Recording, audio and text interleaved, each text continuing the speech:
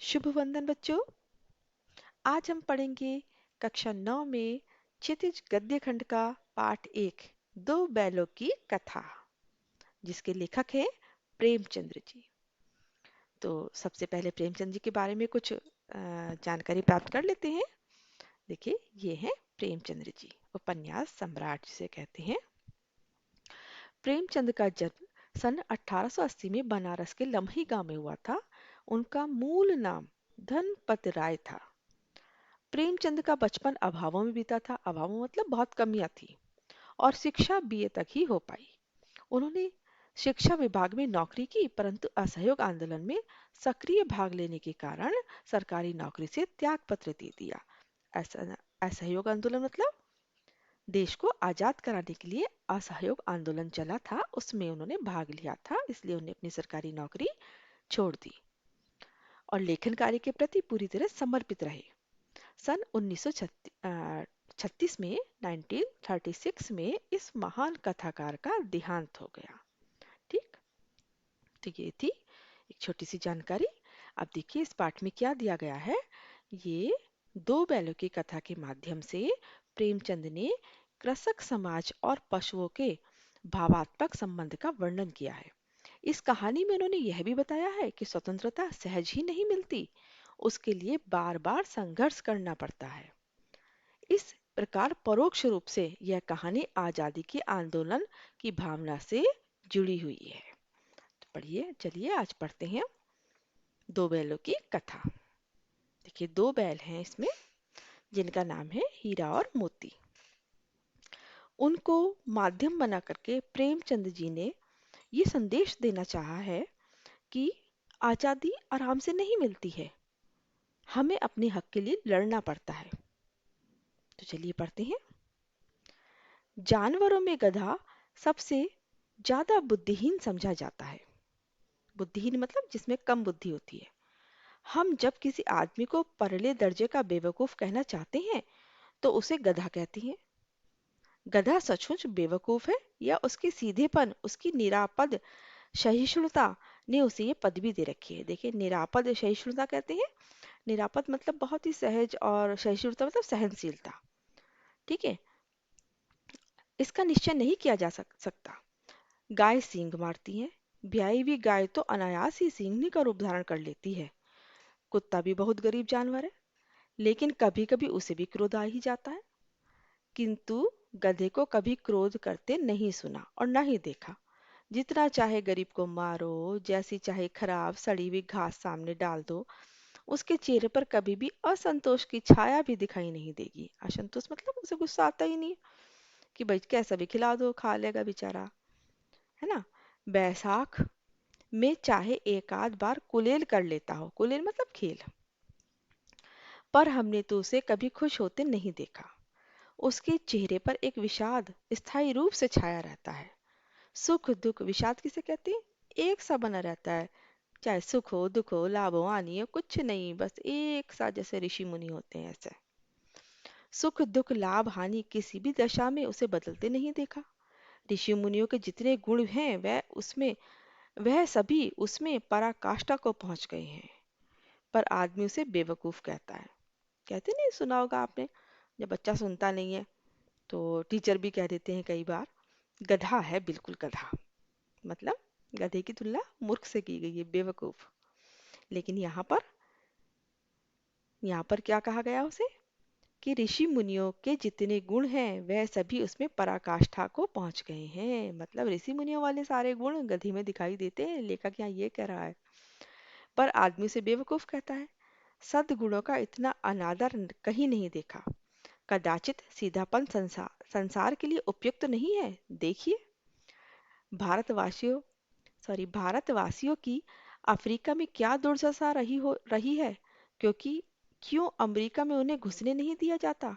बेचारे शराब नहीं पीते, चार पैसे कुछ समय के लिए बचा कर रखते हैं, जी तोड़कर काम करते हैं, किसी से लड़ाई झगड़ा नहीं करते, चार बातें सुनकर गम खा जाते हैं, फिर भी बदनाम है। कहा जाता है वे जीवन के आदर्श को नीचा करते हैं।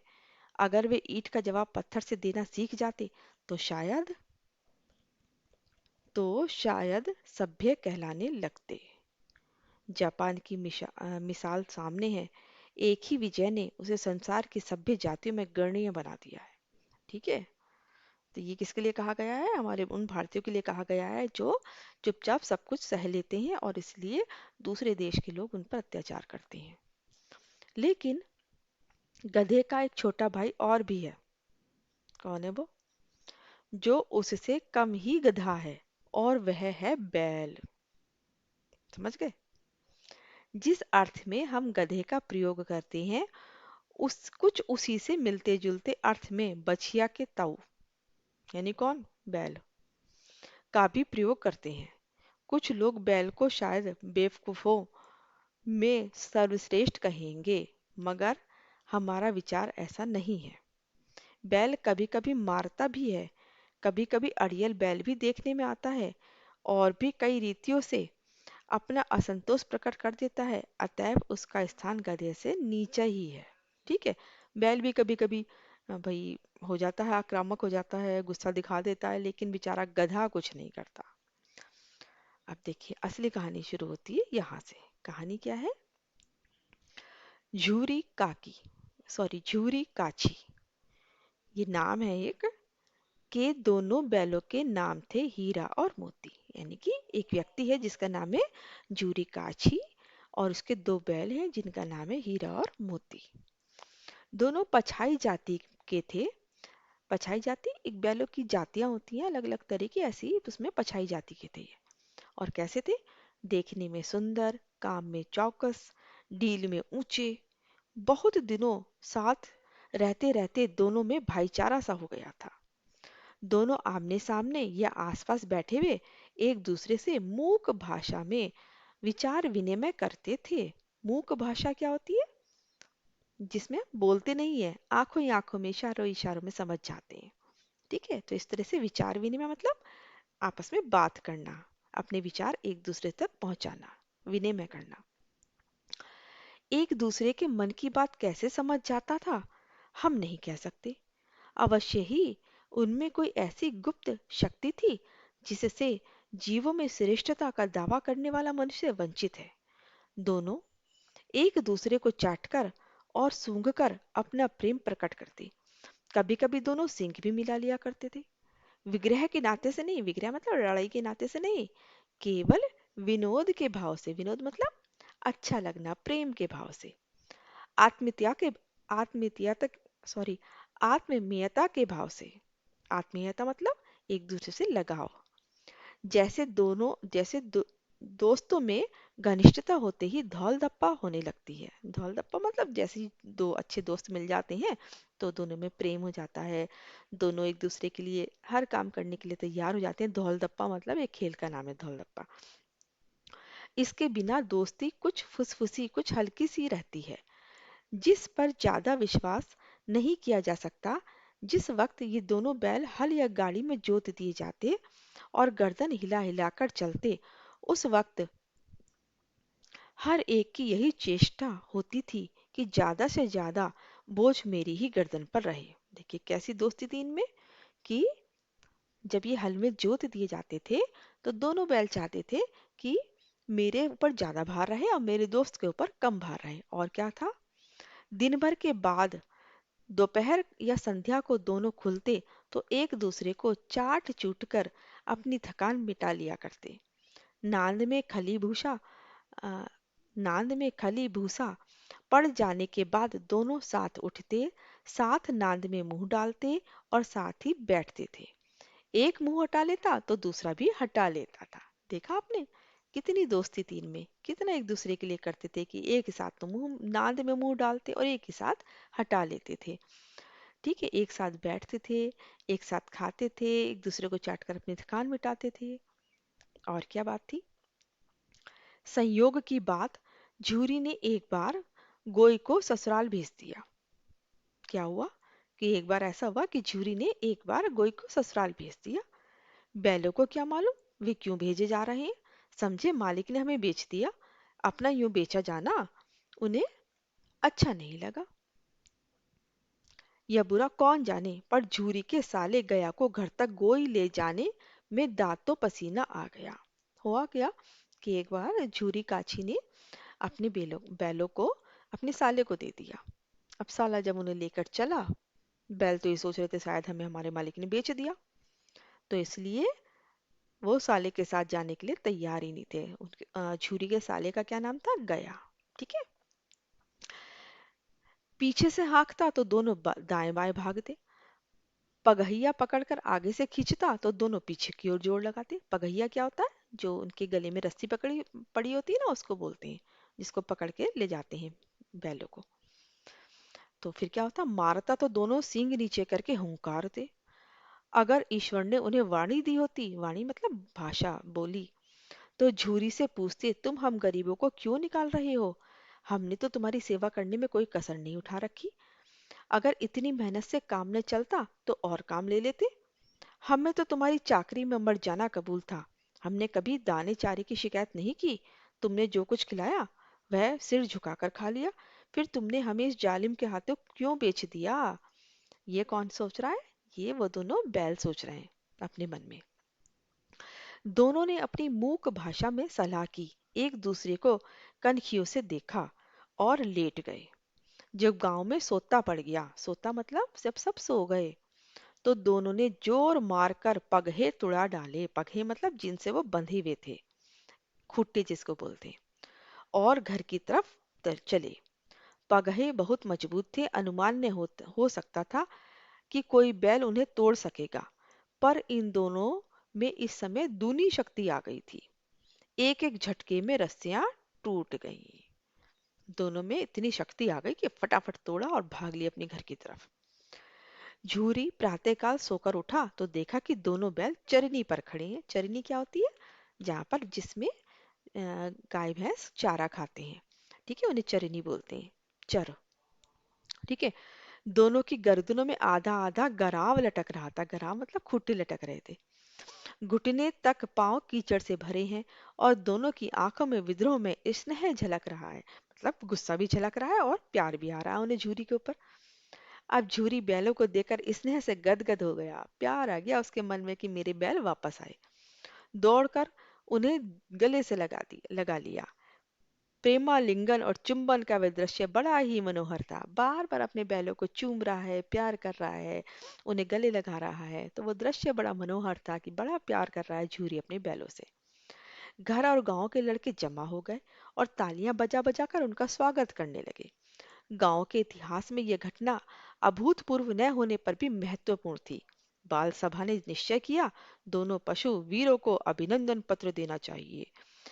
इसलिए उन्होंने किस तरह से अभिनंदन पत्र दिया कि कोई तो अपने घर से रोटियां लाया, कोई गुड़ लाया, कोई चोकर लाया, कोई भूसी लाया, और इस तरह से उन्होंने उनको, बच्चों ने उनको अभिनंदन किया उनका। वाह जी वाह, खूब खिलाया पिलाई उनकी हुई।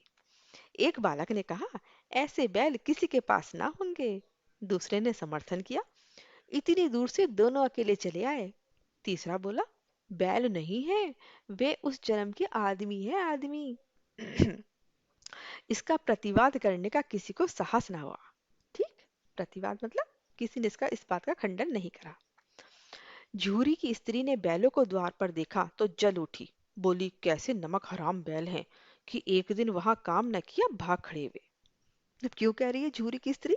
क्योंकि भाई वो झूरी के ससुराल गए थे ना, मतलब उसकी पत्नी के मायके, और मायके से वो भाग कर आ गए, तो उसे गुस्सा आ रहा था कि मेरे मायके में एक दिन भी नहीं रह पाए। झूरी अपने बैलों पर यह आपेक्ष न सुन सका। नका वो बोला, आपेक्ष मतलब वो उसकी बुराई कर रही थी ना बैलों की, तो झूरी भी बोल उठा, नमक हराम क्यों है? चारा दाना ना दिया होगा तो क्या करते?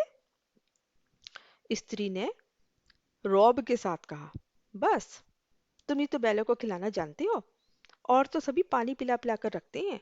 झूरी ने चिढ़ाया, चारा मिलता तो क्यों भागते? स्त्री चिढ़ी, भागे इसलिए कि वे तुम भागे इसलिए कि वे लोग तुम जैसे बुद्धों की तरह बैलों को सहलाते नहीं है, खिलाते हैं तो रगड़कर जोतते भी हैं। ये दोनों ठहरे कामचोर, भाग निकले। अब देखूं कहाँ से खली और चोकर मिलता है। सूखे भैंसे के सिवा कुछ, सूखे भूसे के सिवा कुछ और ना दूंगी, चाहे खाए चाहे मरे, मेरी अपनी मर्जी से। ठीक है। वही हुआ।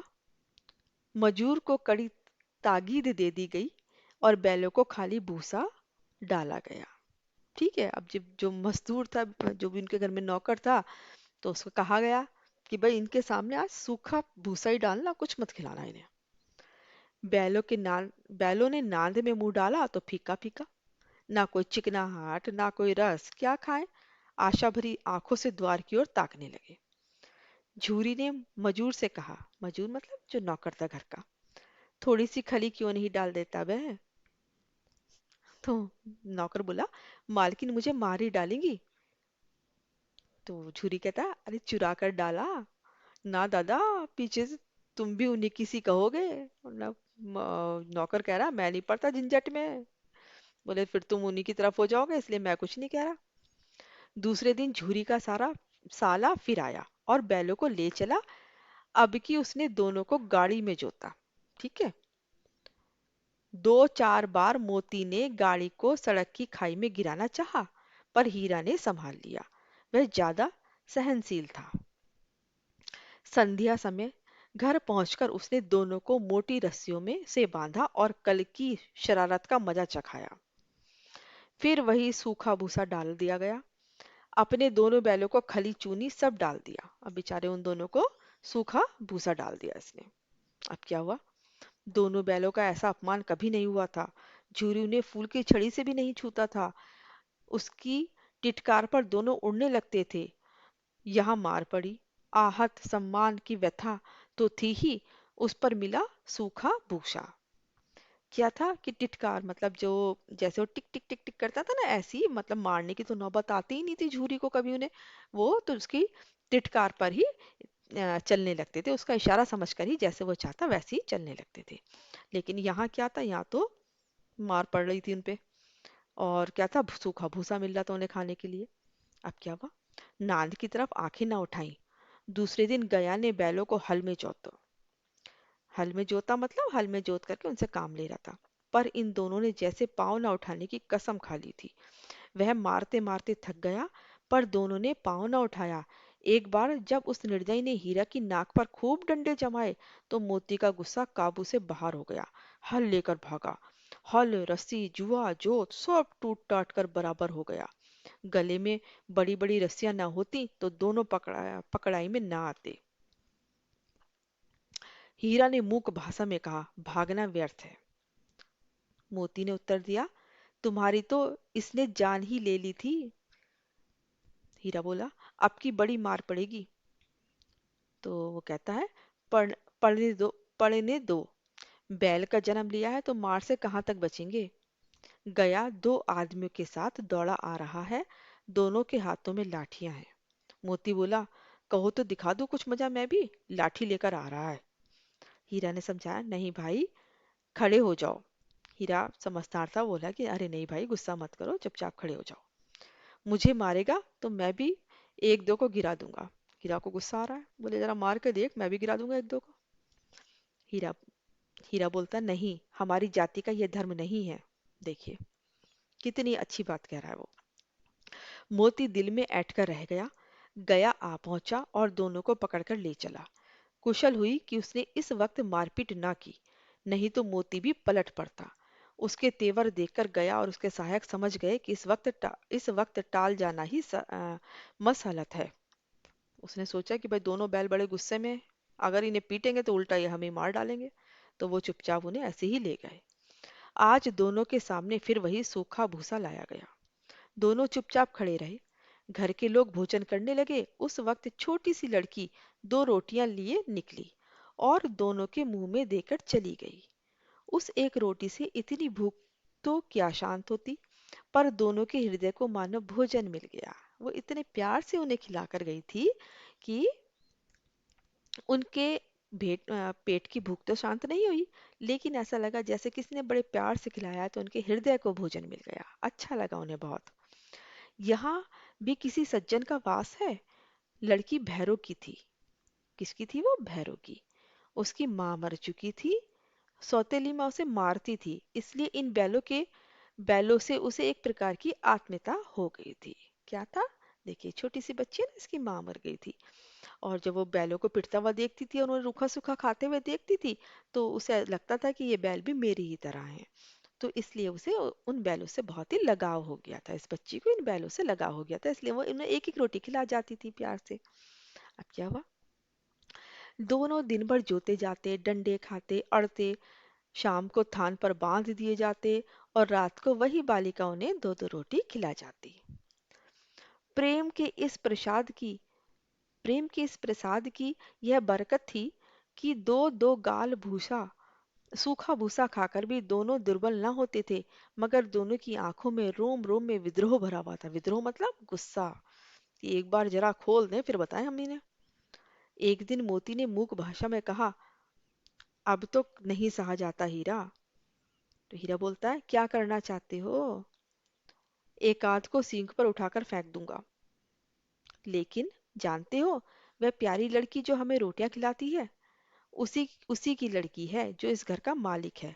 यह बेचारी अनाथ हो जाएगी। तो देखिए हीरा कितनी अच्छी बात कह रहा है कि अगर हमने इसके मालिक को मार दिया तो क्या होगा, बेचारी ये बच्ची जो है अनाथ हो जाएगी। और तो मालकिन को तो मालकिन को ना फेंक दूं, वही तो इस लड़की को मारती है। अब क्या कह रहा है मोती कि ठीक है भाई, इसके पिताजी को नहीं मारता हूं, इसकी माँ को मार दूं, वो तो इसे बहुत परेशान करती है। हीरा फिर बोला, लेकिन औरत जात पर सींग चलाना मना है, ये भूले जाते हो। वो अपने संस्कार की बात कर रहा है कि जैसा भगवान ने हमें बनाया हम वैसा ही रहते हैं, हम क्यों फालतू के पंगे लें, क्यों गलत काम करें। तो मोती कहता है, तुम तो किसी तरह निकलने ही नहीं देते, बताओ तुड़ाकर भाग चले। हाँ मैं यह स्वीकार करता हूँ, लेकिन इतनी मोटी रस्सी टूटेगी कैसे? इसका एक उपाय है, पहले रस्सी को थोड़ा सा चबा लो, फिर एक झटके में जाती टूट जाएगी। रात को जब बालिका रोटी खिलाकर चली गई, दोनों रस्सियां चबाने लगे, पर मोटी रस्सी मुंह में न आती थी। बेचारे बार बार जोर लगाकर रह जाते। सहसा घर का द्वार खुला और वही लड़की निकली। अब लड़की क्या थी, समझ गई कि ये दोनों बैल क्या चाहते हैं। दोनों सिर झुकाकर उसका हाथ चाटने लगे। दोनों की पूंछें खड़ी हो गई। उसने उनके माथे सहलाए और बोली, खोल देती हूँ, चुपके से भाग जाओ, नहीं तो यहाँ लोग मार डालेंगे। आज घर में सलाह हो रही है कि इनकी नाकों में नाथ डाल दी जाए। देखिए लड़की ने इस घर पे सुन लिया था, बातें सुन ली थी आपस में। तो वो लोग घर के लोग आपस में बातें कर रहे थे कि इनकी नाक को बींद देते हैं, मतलब नाक में छेद करके और उसमें एक रस्सा डाल देते हैं और फिर ये भाग नहीं पाएंगे। तो वो आ गई वहां से। उसने कहा यार फिर तो गलत हो जाएगा अगर इनको इनके साथ ऐसा हुआ था। उसने कहा चुपचाप जाके इन्हें खोल आती हूँ। उसने गराव खोल दिए, गराव मतलब जो रस्सी बंधी हुई थी उनके गले में वो खोल दी। पर दोनों चुपचाप खड़े रहे। मोती ने अपनी भाषा में पूछा, अबे अब चलते क्यों नहीं? हीरा ने कहा, चले तो, लेकिन कल इस अनाथ पर आफत आ जाएगी, सब इसी पर संदेह करेंगे। सहसा बालिका चिल्लाई, दोनों फूफा वाले बैल भागे जा रहे हैं, ओ दादा ओ दादा, दोनों बैल भागे जा रहे हैं, जल्दी दौड़ो। अब उसने क्या करा, खोल भी दिया और उन्हें भगा भी दिया बैल को। गया हड़बड़ाकर भीतर से निकला और बैलों को पकड़ने लगा। वे दोनों भागे। गया ने पीछा किया और भी तेज हुए। गया ने शोर मचाया, फिर गांव के कुछ आदमियों को भी साथ लेने के लिए लौटा। दोनों मित्रों को भागने का मौका मिल गया। सीधे दौड़ते चले गए, यहाँ तक कि मार्ग का ज्ञान न रहा। जिस परिचित मार्ग से आए थे उसका यहाँ पता न था। नए नए गांव मिलने लगे। तब दोनों एक खेत के किनारे खड़े होकर सोचने लगे, अब क्या करना चाहिए। अब देखिए फिर क्या हुआ। हीरा ने कहा, मालूम होता है राह भूल गए हैं। राह मतलब रास्ता भूल गए। वो बेचारे भागे वहां से, भागते गए और गलत रास्ते पर निकल गए। तो मोती कह रहा है, तुम भी बेहताशा भागे, वहीं उसे मार गिराना था। उसे मार गिराते तो दुनिया क्या कहती, वह अपना धर्म छोड़ दे। लेकिन हम अपना धर्म क्यों छोड़ें? वो कह रहा है कि ठीक है भाई, वो धर्म से भटक रहे हैं, उन्हें भटकने दो। वो अपना धर्म छोड़ रहा है, छोड़ने दो, हम अपने धर्म से क्यों भटके? कौन कह रहा है ये? हीरा। दोनों भूख से व्याकुल हो रहे थे। खेत के खेत में मटर खड़ी थी, चरने लगे, रह रहकर आहट ले लेते थे। कोई आता तो नहीं है।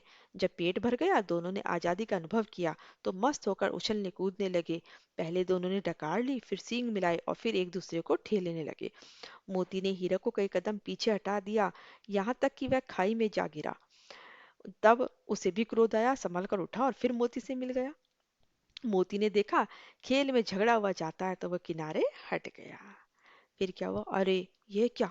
कोई सांड डौंकता चला आ रहा है। हाँ, सांड ही है। वह सामने आ पहुंचा।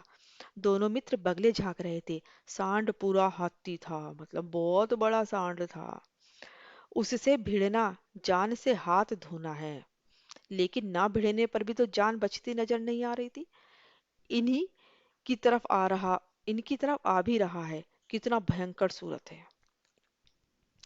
मोती ने मूक भाषा में कहा, बुरे फंसे, जान बचेगी, कोई उपाय सोचो। हीरा ने निश्चिंतित स्वर में कहा, अपने घमंड में भूला हुआ है, आरजू विनती ना सुनेगा, भाग क्यों ना चले। हीरा कह रहा है कि भैया ये तो बहुत घमंडी लग रहा है, बिल्कुल नहीं सुनने का हमारी। मोती कहता है, भागना कायरता है तो फिर यही मरो। बंदा तो 9 2 11 होता है। और जो दौड़ाए तो फिर कोई उपाय सोचो जल्दी। उपाय यही है कि उस पर दोनों जने एक साथ चोट करें। मैं आगे से रगेदता हूं, तुम पीछे से रगेदो। दोहरी मार पड़ेगी तो भाग खड़ा होगा। मेरी ओर झपटे तो तुम उसके बगल से उसके पेट में सींग घुसेड़ देना। जान जोखिम है, पर दूसरा उपाय नहीं है। उसने दोनों मित्रों ने सलाह करी कि अगर अकेले अकेले लड़े इससे तो ये मार लेगा हमें। तो एक काम करते हैं, दोनों मिल करके मारते हैं, एक आगे से मारेगा, एक पीछे से मारेगा। ठीक है। अब एकता में शक्ति होती है। दोनों मित्र जान हथेलियों पर लेकर लपके। सांड को भी संगठित शत्रुओं से लड़ने का तजुर्बा ना था।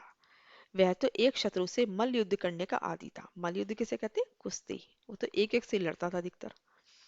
जो ही हीरा पर झपटा, मोती ने पीछे से दौड़ाया। सांड उसकी तरफ मुड़ा तो हीरा ने उसे रगेदा। सांड चाहता था कि एक एक करके दोनों को गिरा ले, पर ये दोनों भी उस्ताद थे, उसे न वह अवसर ही ना देते थे। एक बार सांड झल्लाकर हीरा का अंत कर देने के लिए चला कि मोती ने बगल से आकर पेट में सींग भोंक दिया। सांड क्रोध में आकर पीछे फिरा तो हीरा ने दूसरे पहलू से सींग चुबा दिया। आखिर बेचारा जख्मी होकर भागा और दोनों मित्र ने दूर तक उसका पीछा किया, यहाँ तक कि सांड बेदम होकर गिरा। तब दोनों ने इसे छोड़ दिया। फिर क्या था? दोनों मित्र विजय के नशे में झूमते चले जाते थे। मोती ने अपनी सांकेतिक भाषा में कहा, मेरा जी तो चाहता था कि बच्चे को मार ही डालूं। हीरा ने तिरस्कार किया, गिरे हुए बैरी पर न चलाना चाहिए। देखिए, हीरा बड़ा धर्म वाला है, अपने धर्म से हटकर काम ही नहीं कर रहा। यह सब ढोंग है। बैरी को ऐसा मारना चाहिए कि फिर ना उठे। अब घर कैसे पहुंचेंगे वह सोचो, पहले कुछ खा लें तो सोचें। सामने मटर का खेत था। मोती उसमें घुस गया। हीरा मना करता रहा, पर उसने एक ना सुनी। अभी दो चार ही ग्रास खाए थे कि दो आदमी लाठी लेकर दौड़ पड़े और दोनों मित्रों को घेर लिया। हीरा तो मेड़ पर था, निकल गया। मोती फंस गया बेचारा। और फिर क्या हुआ कि मोती खेत में था, उसके खुर कीचड़ में धंसने लगे, न भाग सका, पकड़ लिया गया। हीरा ने देखा संगी संकट में है तो लौट पड़ा, और फंसेंगे तो दोनों फंसेंगे। रखवालों ने उसे भी पकड़ लिया। प्रातःकाल दोनों मित्र कांची हाउस में बंद कर दिए गए। देखिए, कांची हाउस क्या होता है? कांची हाउस होता है जहाँ पर आवारा पशुओं को पकड़ लिया जाता है और उसमें बंद कर दिया जाता है। ठीक है। और फिर उन्हें कभी कोई बेच देता है या फिर उन्हें दंड दिया जाता है। फिर क्या हुआ? दोनों मित्रों को जीवन में पहली बार ऐसा सभी का पड़ा कि सारा दिन बीत गया और खाने का एक तिनका भी ना मिला। समझ में ही नहीं आता था कि कैसा स्वामी है। इससे तो गया फिर भी अच्छा था। यहाँ कई भैंसें थीं, बकरियां थीं, कई घोड़े थे, कई गधे थे, पर किसी के सामने चारा ना था। सब जमीन पर मुर्दों की तरह पड़े थे। कई तो इतने कमजोर हो गए थे कि खड़े भी ना हो सकते थे। सारा दिन दोनों मित्र फाटक की ओर टकटकी लगाए ताकते रहे, पर कोई चारा लेकर आता दिखाई ना दिया। तब दोनों ने दीवार की नमकीन मिट्टी चाटनी शुरू की। पर इससे क्या तृप्ति होती? क्या उनकी भूख मिट रही थी? बेचारों को कुछ नहीं मिला सारा दिन। अब वहां मिलता भी नहीं था। रात को जब कुछ भोजन न मिला तो हीरा के दिल में विद्रोह की ज्वाला दहक उठी। मोती से बोला, अब तो नहीं रहा जाता मोती। मोती ने सिर लटकाए हुए जवाब दिया, मुझे तो मालूम होता है प्राण निकल रहे हैं। इतनी जल्दी हिम्मत ना हारो भाई, यहाँ से भागने का कोई उपाय निकलना चाहिए। आओ दीवार तोड़ डालें। मुझसे तो अब कुछ नहीं होगा। बस इसी बूते पर अकड़ते थे, सारी अकड़ निकल गई। बाड़े की दीवार कच्ची थी, हीरा मजबूत तो था ही। अपने नुकीले सींग दीवार में गड़ा दिए और जोर मारा तो मिट्टी का एक चिप्पड़ निकल आया। फिर तो उसका बल और बढ़ गया। उसने दौड़ दौड़ कर दीवार पर चोट की और हर चोट में थोड़ी थोड़ी मिट्टी गिराने लगा। है ना, कोशिश करने वालों की कभी हार नहीं होती। ऐसी ही कोशिश कर रहा है ये। उसी समय कांजी हाउस का चौकीदार लालटेन लेकर जानवर की हाजिरी लेने आ गया। हीरा का उद्यतपन देखकर उसने उस पर कई डंडे बरसाए और मोटी मोटी रस्सियों से बांध दिया। देखिए, चौकीदार जानवरों की हाजिरी लेने आया था, मतलब ये देखने आया था कि सारे जानवर अ, हैं भी यहाँ पर, या भाग तो नहीं गए, या फिर कोई मर तो नहीं गया। इसलिए वो उनको देखने आया था कि सब जितने बांधे थे उतने हैं या नहीं। मोती ने पड़े पड़े कहा, आखिर मार खाई क्या मिला? अपने बूते भर जोर तो मार दिया। ऐसा जोर मारना किस काम का कि और बंधन में पड़ गए। जोर तो मारता ही जाऊंगा, चाहे कितने ही बंधन पड़ते जाएं। जान से हाथ धोना पड़ेगा, कुछ परवाह नहीं। यो भी तो मरना ही है। सोचो, दीवार खुद जाती तो कितनी जानें बच जाती। इतने भाई यहाँ बंद हैं, किसी की देह में जान नहीं है। 2-4 दिन और यही हाल रहा तो सबके सब मर जाएंगे। हाँ, यह बात तो है। अच्छा, तो ला, फिर मैं भी जोर लगाता हूँ। हीरा भी जोर लगाने लगा। मोती ने भी दीवार में उसी जगह सींग मारा। थोड़ी सी मिट्टी गिरी और फिर हिम्मत बढ़ी। फिर तो वह दीवार में सींग लगाकर इस तरह जोर करने लगा मानो किसी प्रतिद्वंदी से लड़ रहा हो। दोनों जोर जोर से दीवार में मारते अपना सिर और थोड़ी सी मिट्टी गिरा देते। आखिर कई 2 घंटों की जोर आजमाइश के बाद दीवार ऊपर से लगभग एक हाथ गिर गई। उसने दूनी शक्ति से दूसरा धक्का मारा तो आधी दीवार गिर पड़ी। दीवार का गिरना था कि अधमरे से पड़े हुए सभी जानवर चेत उठे। सब में एकदम से जान आ गई और तीनों घोड़ियां सरपट भाग निकली, फिर बकरियां निकली, इसके बाद भैंसें भी खिसक गईं, फिर गधे। लेकिन गधे ज्यों के त्यों खड़े थे। हीरा ने पूछा, तुम दोनों क्यों नहीं भाग जाते? एक गधे ने कहा, जो कहीं फिर पकड़ लिए जाए तो क्या हरज है, अभी तो भागने का अवसर है। हमें तो डर लगता है, हम तो यहीं पड़े रहेंगे। वो गधे थे ना बेवकूफ, तो कह रहे हम तो नहीं जा रहे कहीं। आधी रात से ऊपर जा चुकी थी। दोनों गधे अभी तक खड़े सोच ही रहे थे कि भागे या ना भागे। और मोती अपने मित्र की रस्सी तोड़ने में लगा हुआ था। जब वह हार गया तो हीरा ने कहा, तुम जाओ, मुझे यहीं पड़ा रहने दो, शायद कहीं भेंट हो जाए। कौन कह रहा है? हीरा कह रहा है, क्योंकि हीरा रस्ते में जकड़ा हुआ था और मोती जो है वो बाहर था। तो मोती ने आंखों में आंसू लाकर कहा, तुम मुझे इतना स्वार्थी समझते हो? हम और तुम इतने दिनों एक साथ रहे हैं, आज तुम विपत्ति में पड़ गए तो मैं तुम्हें छोड़कर अलग हो जाऊं? ऐसा नहीं हो सकता दोस्त। हीरा ने कहा, बहुत मार पड़ेगी, लोग समझ जाएंगे ये तुम्हारी शरारत है। मोती बोला, जिस अपराध के लिए तुम्हारे गले में बंधन पड़ा, उसके लिए अगर मुझे पर मार पड़े तो क्या चिंता। इतना तो हो ही गया कि 9-10 प्राणियों की जान बच गई। वे सब तो आशीर्वाद देंगे ही देंगे। अब क्या कह रहा है मोती कि भाई देखो, हमने अच्छा काम किया है, बहुत सारे जानवरों की जान बचा दी है, तो उन सब की दुआएं तो हमें लगेंगी ही लगेंगी। तो इसलिए हमारे साथ कुछ भी गलत नहीं होगा। कितनी अच्छी बात कही है कि अगर हम दूसरों के साथ गलत नहीं करेंगे तो हमारे साथ भी गलत नहीं होगा। ये कहते हुए मोती ने ग, दोनों गधों को सींगों से मार मार कर बाड़ से बाहर निकाला और तब अपने बंधु के पास आकर सो रहा था। भोर होते ही मुंशी और चौकीदार तथा अन्य कर्मचारी में कैसी खलबली मची, इसे लिखने की जरूरत नहीं है। बस इतना ही काफी था कि मोती को खूब मरम्मत हुई और मोटी रस्सियों से बांध दिया गया। एक सप्ताह तक दोनों मित्र वहीं बंधे पड़े रहे। किसी ने चारे का एक तृण भी उनके नहीं डाला, जरा सा भी खाने को कुछ नहीं दिया। हाँ, एक बार पानी उन्हें पिला दिया। यही उनका आधार था। दोनों इतने दुर्बल हो गए थे कि उनसे उठा भी नहीं जाता था। ठिठुरियां निकल आई थी, हड्डी निकल आई थी बेचारों की। एक दिन बाड़े के सामने डुग्गी बजने लगी और दोपहर होते होते वहां 50-60 आदमी जमा हो गए। तब दोनों मित्र निकाले गए और उनकी देखभाल होने लगी। लोग आकर उनकी सूरत देखते और मन फीका करके वहां से चले जाते। ऐसे मृतक बैलों का कौन खरीदार होगा, यानी कि उन्हें बेचने के लिए निकाला गया। सहसा एक दड़ियाल आदमी, जिसकी आंखें लाल थी और मुद्रा अत्यंत कठोर, आया और दोनों मित्रों के कूलों में उंगली गुदाकर मुंशी जी से बात करने लगा। उसका चेहरा देखकर अंतर ज्ञान से दोनों मित्र के दिल कांप उठे। वह कौन है और उन्हें क्यों टटोल रहा है, इस विषय में उन्हें कोई संदेह न हुआ। दोनों ने एक दूसरे को भीत नेत्रों से देखा। भीत मतलब डरी हुई नेत्रों से, डरी हुई आंखों से देखा और सिर झुका लिया। हीरा ने कहा, गया के घर से नाहा की भागे, बेकार भागे यार वहां से। अब पता नहीं जान बचेगी ना बचेगी। मोती ने अर्ध श्रद्धा से अश्रद्धा के भाव से उत्तर दिया, कहते हैं भगवान सबके ऊपर दया करते हैं, उन्हें हमारे ऊपर दया क्यों नहीं आती? भगवान के लिए हमारा मरना जीना दोनों बराबर है। चलो अच्छा ही है, कुछ दिन उनके पास तो रहेंगे। एक बार भगवान ने उस लड़की के रूप में हमें बचाया, अब क्या, क्या अब ना बचाएंगे? ये आदमी छुरा चलाएगा, देख लेना। तो क्या चिंता है, मांस खाल सींग हड्डी सब किसी न किसी के काम ही आ जाएंगे। देखिए कि नीलाम हो जाने के बाद दोनों मित्र उस दड़ियल के साथ चल दिए।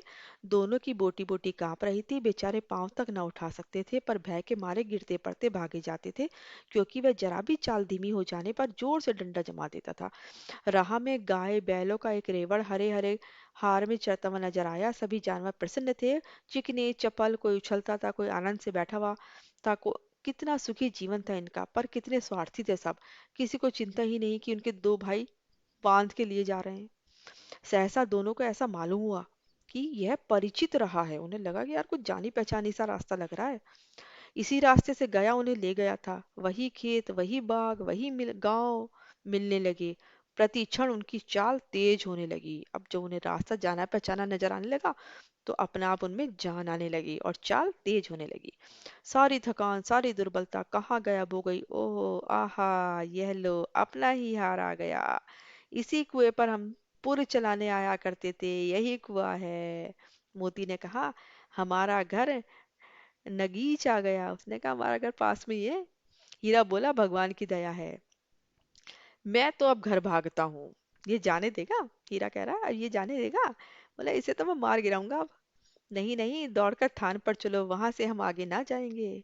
दोनों उन्मत्त होकर बछड़ों की भांति कुलेले करते हुए घर की ओर दौड़े। उन्मत्त होकर मतलब बहुत खुश होकर, मस्त होकर भागे, खेल करते हुए अपनी घर की तरफ। वह हमारा थान है। दोनों दौड़कर अपने थान पर आए और खड़े हो गए। दड़ियल भी पीछे पीछे दौड़ा आता था। झूरी द्वार पर बैठा धूप खा रहा था। बैलों को देखते ही दौड़ा और उन्हें बारी बारी से गले लगाने लगा। मित्रों की आंखों से आनंद के आंसू बहने लगे। एक झूरी का हाथ चाट रहा था। दड़ियल ने जाकर बैलों की रस्सियां पकड़ ली। झूरी ने कहा, मेरे बैल हैं। तुम्हारे बैल कैसे? मैं मवेशी खाने से नीलाम लिए आता हूँ। मैं तो समझा हूँ चुराए लिए आते हो, चुपके से चले जाओ। मेरे बैल हैं, मैं बेचूंगा तो बिकेंगे। किसी को मेरे बैल नीलाम करने का क्या अख्तियार है? क्या अख्तियार मतलब हक है। जाकर थाने में रिपोर्ट कर दूंगा। मेरे बैल हैं, इसका सबूत यह है कि मेरे द्वार पर खड़े हैं। दड़ियल झल्लाकर बैलों को जबरदस्ती पकड़ ले जाने के लिए बढ़ा। उसी वक्त मोती ने सींग चलाया। दड़ियल पीछे हटा, मोती ने पीछा किया। दड़ियल भागा, मोती पीछे दौड़ा। गांव के बाहर निकल जाने पर वह रुका, पर खड़ा दड़ियल का रास्ता देख रहा था। दड़ियल दूर खड़ा धमकियां दे रहा था, गालियां निकाल रहा था, पत्थर फेंक रहा था, और मोती विजयी शूर की भांति उसका रास्ता रोके खड़ा था कि आके देख, अब तू जरा यहाँ बताता हूँ तुझे। गांव के लोग ये तमाशा देख रहे थे और हंस रहे थे, तो बैल को देख करके। जब दड़ियल हार कर चला गया तो मोती अकड़ता हुआ लौटा। हीरा ने कहा, मैं डर रहा था कि कहीं तुम गुस्से में आकर उसे मार ना बैठो। अगर वह मुझे पकड़ता तो मैं मारे बिना ना छोड़ता। अब ना आएगा। आएगा तो दूर से ही खबर लूंगा, देखूं कैसे ले जाता है। जो गोली मरवा दे, मर जाऊंगा पर उसके काम तो ना आऊंगा। मोती कह रहा है, हमारी जान तो कोई जान ही नहीं समझता है, इसलिए कि हम इतने सीधे हैं। जरा देर से देर में जरा ही देर में नांदों में खली भूसा चोकर और दाना भर दिया गया और दोनों मित्र खाने लगे। झूरी खड़ा दोनों को सहला रहा था और बीसों लड़के तमाशा देख रहे थे। सारे गांव में उछाह सा मालूम होता था, और उसी समय मालकिन ने आकर दोनों के माथे चूम लिए। ऐ समझ में? समझ आ गया आपको ये चैप्टर कि किस तरह से गया और झूरी बैलों ने क्या क्या किया अपनी आज़ादी को लेने के लिए। तो बच्चों, अगर आपको मेरा ये पढ़ाया हुआ पाठ समझ में आ गया हो तो मेरे चैनल को सब्सक्राइब करिए, लाइक करिए, शेयर करिए।